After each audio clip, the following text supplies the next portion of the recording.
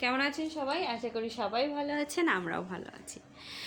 আমি নিয়ে চলে এলাম ছোট্ট একটা ভিডিওতে থাকছে শুক্রবারের রান্না বান্না, খাওয়া দাওয়া, এগুলোই, আর তেমন কিছুই না। শুক্রবার সকালে রান্না করেছিলাম সবজি খিচুড়ি, যেহেতু শীতের সবজিগুলো প্রায় শেষের দিকেই, আর শেষের দিকে বলতে এখন কিন্তু টেস্ট অনেকটাই কমিয়ে এসেছে প্রথম দিকের তুলনায়।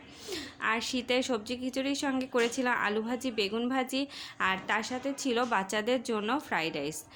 আর মেয়ের জন্য, মেয়ে যেহেতু, আমার ছেলে মাছ খায় না, আর মেয়ে তো মাছ ছাড়া চলবে না, তো মেয়ের আগের দিন রাত্রে কটা চিংড়ি মাছ রান্না করে রেখেছিলাম, তার থেকে দেখি একটা বেঁচে আছে, তো সেই চিংড়ি মাছ দিয়ে ফ্রাইড রাইস, আলু ভাজি, বেগুন ভাজি এগুলোই করে দিয়েছিলাম।